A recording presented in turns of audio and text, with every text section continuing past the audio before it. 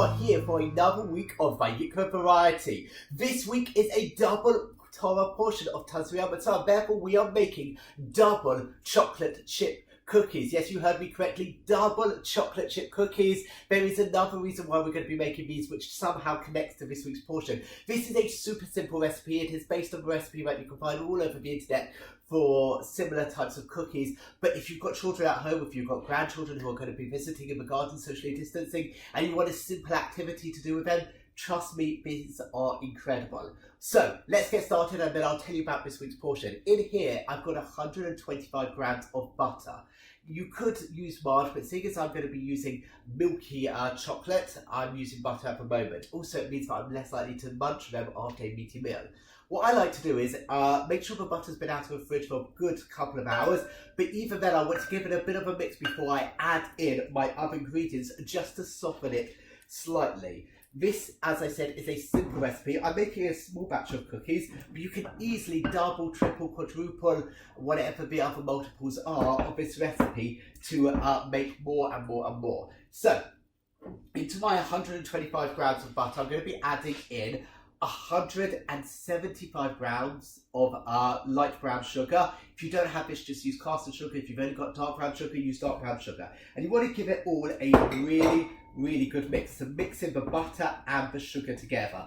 Ideally, if you've got an electric whisk, you can use that.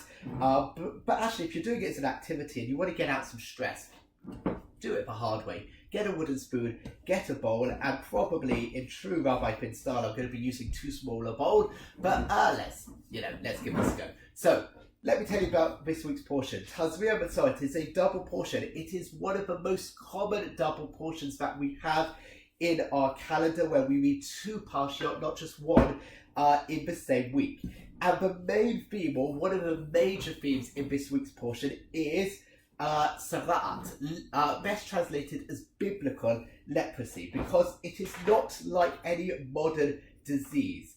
It is, according to the rabbis, a physical manifestation of a spiritual ailment.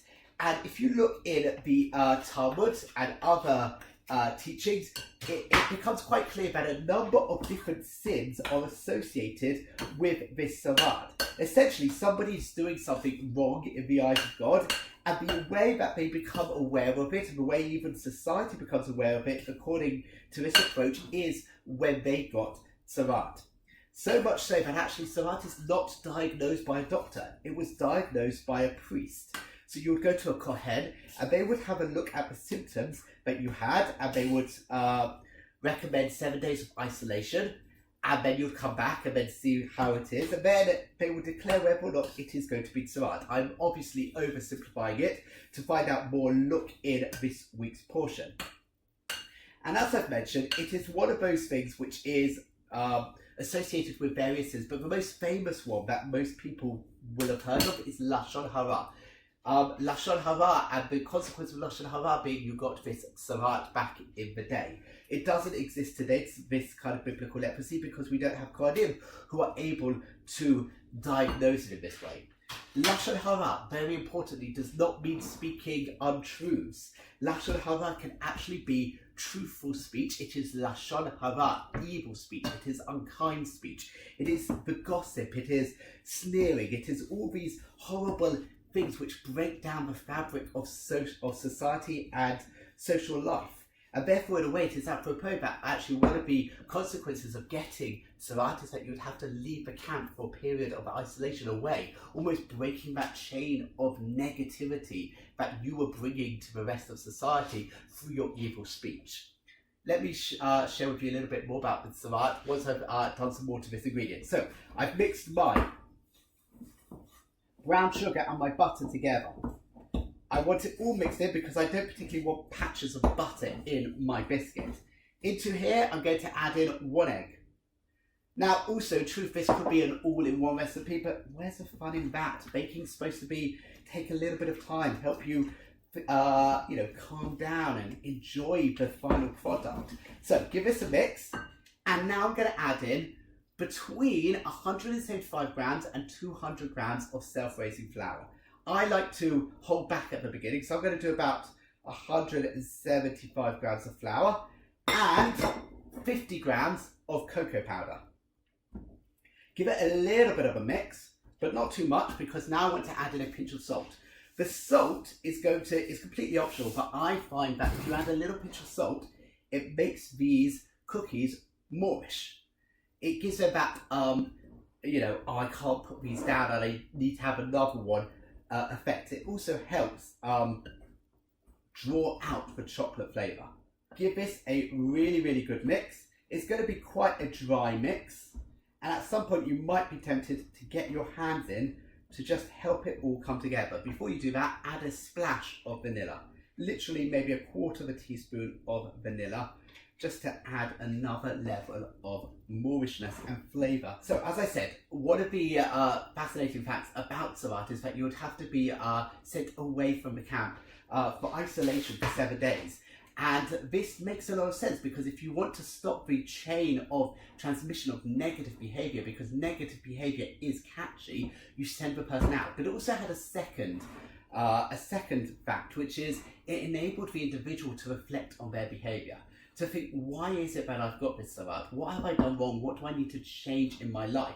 And this is actually why we read the Haftorah, which tells the story of various lepers, people who had this Savat, who were exiled from the camp for being greedy, and they had the opportunity to be super greedy once out of the camp, but actually they realise what they've done wrong and they forgo that opportunity in order to better the town that they've been exiled from, and they come back heroes. Again, uber simplifying the Haftorah. Read it, it's a really, really good Haftorah.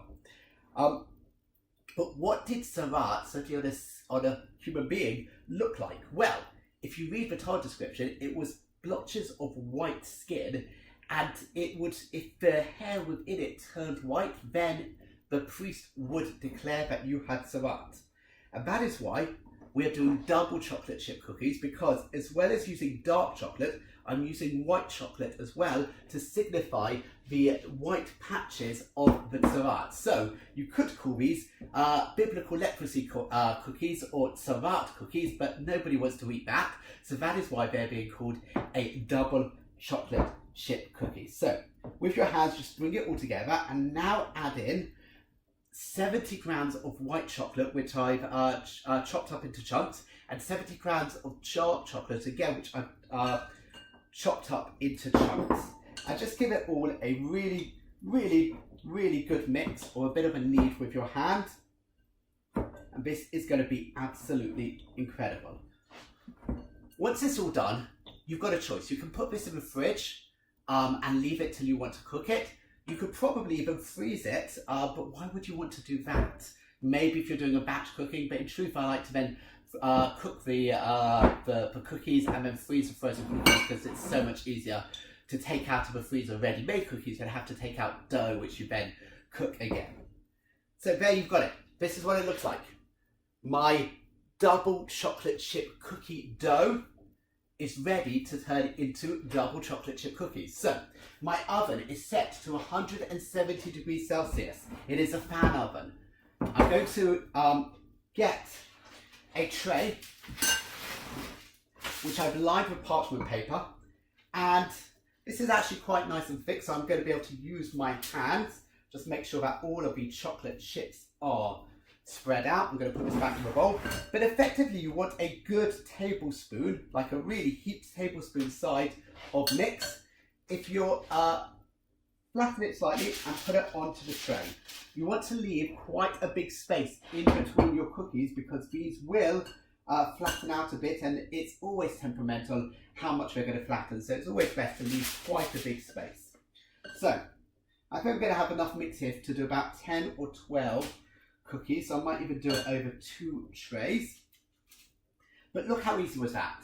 These are going to be incredible. They're going to go in the oven for 12 minutes. If you want them slightly crunchier, then go for 14 minutes. If you want them burnt, then go for 20 minutes. I really wouldn't recommend that, but I would find about 12 minutes. They should be okay. Take them out, leave them on the tray to cool down on the tray before you transfer them to a rack to fully cool down, because they'll continue cooking a little bit whilst on the tray. I'm going to go for 6 on each tray, and I'll show you the final product.